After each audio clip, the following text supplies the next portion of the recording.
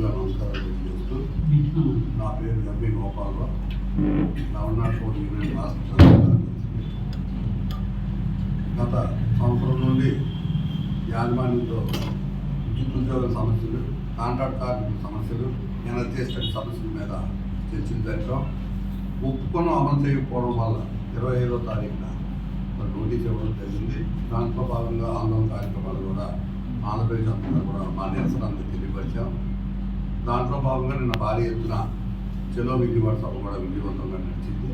సాయంత్రం చర్చలు జరిగాయి, అసంపూర్ణంగా చర్చలు జరిగాయి. పూర్తి క్లారిటీ ప్రతి అంశం మీద కూడా యాజమాన్యం ఇవ్వలేదు. మరి ఏదైతే మేము అనుకున్నామో వాస్తు ఉద్యోగులు, కాంట్రాక్ట్ కార్మికులు, ఎనర్జీ ఎస్టేట్ సమస్యలు పూర్తయినంత వరకు కూడా ఈ ఉద్యమాన్ని తీవ్రస్థాయికి పట్టుకెళ్ళి మరి మా సమస్యలు పరిష్కరించేంత వరకు పోరాడతాం. దీనివల్ల ప్రజలకు వచ్చే అంతరాయాలకి ట్రాన్స్కో యాజమాన్యాలు ప్రభుత్వాలే భరించాలి, మాకు సంబంధం లేదు. ఎందుకంటే మేము ఆల్రెడీ 60 రోజులు అయింది. ఇప్పటికైనా ప్రభుత్వం జోక్యం చేసుకొని ఈ న్యాయమైన సమస్యలు పరిష్కరిస్తారని మీడియా ద్వారా వాళ్ళు రిక్వెస్ట్ చేస్తారు.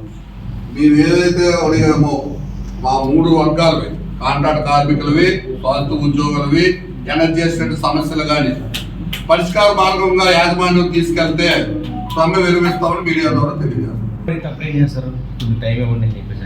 అది మా అంతర్గతంగా మాట్లాడుకుంటున్నాం అంశాలు. ఇప్పుడున్న పరిస్థితుల్లోనూ మేము ఇంకా అది ఏం చెప్తారో కూడా తెలియని పరిస్థితి. మా స్టాండ్ అయితే మట్టుగా ముందుకెళ్లే పరిస్థితి ఉంది. పోరాటానికి సిద్ధంగా విద్యుత్ రంగం ఉంది. సార్ మధ్యాహ్నం 3 గంటలకు మీరు చర్చలకు వెళ్తా ఉన్నారు, రేపు నుంచి కాల్ ఇస్తున్నారు సమ్మెకి, అంత కన్ఫ్యూజన్ ఏంటి సార్? ఏం కన్ఫ్యూజన్ లేదు. యాజమాన్యంతో మేము రిలేషన్స్ కంటిన్యూ అవుతున్నాయి. సానుకూలంగా వచ్చిన రోజు బయటకు వచ్చేస్తాం. మా సమస్యలు పూర్తి పరిష్కార మార్గ దిశలో పట్టుకెళ్ళవలసిన బాధ్యత యాజమాన్యానిదే.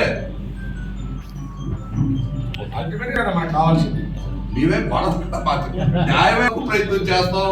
మా సైడ్ నుండి పాజిటివ్ గానే ఉన్నాం. ఎంప్లాయీస్ ఎన్ని సంఘాలు, ఎన్ని యూనియన్లు ఉన్నాయి? 23 సంఘాలు రేపు తెల్లవారు 6 గంటల నుండి నిరవధిక సమ్మెలో ఉంటాయి. ఇప్పుడు మీ సమ్మె వల్ల రాష్ట్రం పైన ఎటువంటి ప్రభావం పడబోతుంది? ఇళ్లలోకి కానీ, ఫీజ్ ఆఫ్ కాల్స్ వచ్చిన పరిశ్రమలకు కానీ, కమర్షియల్ ఏరియాలకు కానీ. ఎందుకంటే మేము బయటికి వెళ్ళాం. హాస్పిటల్స్ కానీ బయటికి వెళ్తే మేము అందరం కూడా ఆల్మోస్ట్ శాతస్థాయి సిబ్బంది, అంటే కరెంటు పోలెక్కి పనిచేసిన కాంట్రాక్ట్ కార్మికులకు సబ్ స్టేషన్ వాళ్ళకు 30,000, మేము 35,000 మంది. ఈ స్థాయి ఉన్నదానికి ప్రత్యామ్నాయం అనేది కొంచెం ఇబ్బంది. ఇంజనీర్లు అనేది సూపర్వైజింగ్ చేస్తారు తప్ప పోలెక్కి పనిచేయాలి.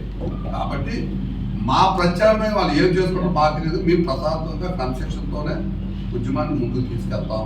ఎటువంటి అంతరాయాలు లేవు. మా న్యాయమైన డిమాండ్లను పరిష్కారం చేసేస్తే ఎవరిని ఇబ్బంది పెట్టే పరిస్థితి మాకైతే లేదు. ఇప్పటికే దాదాపుగా 60 రోజులు యాజమాన్యం టైం ఇచ్చాం. ఈరోజు సడన్ గా మీ సమితి అయితే ఓన్లీ ఎనర్జీ సెక్రటరీ జరుగుతున్నారు. పై స్థాయి మంత్రులు లేకపోతే ఉన్నతాధికారులతో చర్చలు జరపాలని మీరు కోరుతున్నారా? వీరు నిర్దిష్టమైన హామీ అక్కర్లేదు. మాకు ఆర్డర్సే కావాలి. ఒప్పుకొని అమలు చేయకపోవడం వల్ల కదా ఈ ఉద్యమంకి వచ్చాం. ఆల్రెడీ అది ఒప్పుకున్నవే. మళ్ళీ ఇప్పుడు ఈ స్థాయిలో మాకు హామీలు వద్దు. ఓన్లీ ఆర్డర్సే కావాలి. నిన్న కూడా కొన్ని